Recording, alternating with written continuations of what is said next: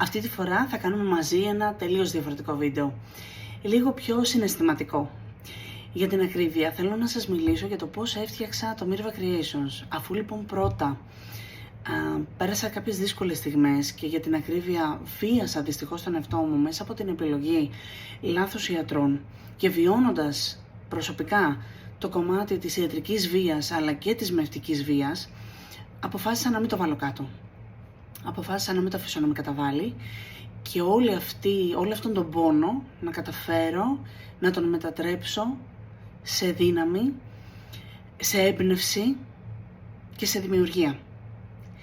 Θέλω λοιπόν να πω σε όλες εκείνες τις γυναίκες που βιώνουν ή έχουν βιώσει αυτού του είδους τη βία, που για μας τις γυναίκες είναι ίσως η πιο σκληρή, είναι πραγματικά σαν βιασμός, να μην εγκαταλείψουν τα όνειρά τους, να πάρουν δύναμη μέσα από αυτά και να φτάσουν να τα πραγματοποιήσουν.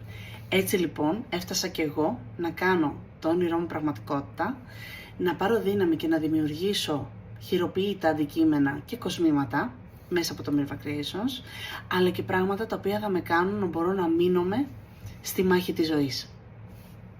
Αυτή τη φορά θα κάνουμε μαζί ένα τελείως διαφορετικό βίντεο, λίγο πιο συναισθηματικό. Για την ακρίβεια θέλω να σας μιλήσω για το πώς έφτιαξα το Mirva Creations. Αφού λοιπόν πρώτα πέρασα κάποιες δύσκολες στιγμές και για την ακρίβεια βίασα δυστυχώς τον εαυτό μου μέσα από την επιλογή λάθος ιατρών και βιώνοντας προσωπικά το κομμάτι της ιατρικής βίας αλλά και της μευτικής βίας, αποφάσισα να μην το βάλω κάτω.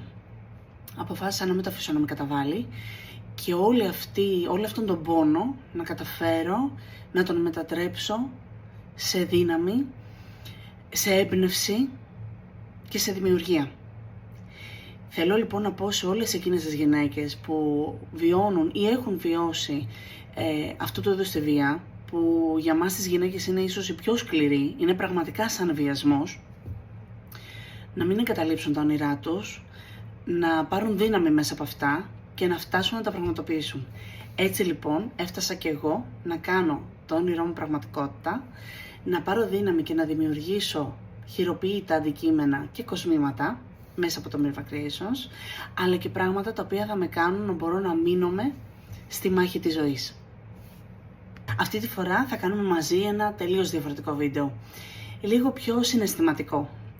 Για την ακρίβεια θέλω να σας μιλήσω για το πώς έφτιαξα το Mirva Creations. Αφού λοιπόν πρώτα πέρασα κάποιες δύσκολες στιγμές και για την ακρίβεια βίασα δυστυχώς τον εαυτό μου μέσα από την επιλογή λάθος ιατρών και βιώνοντας προσωπικά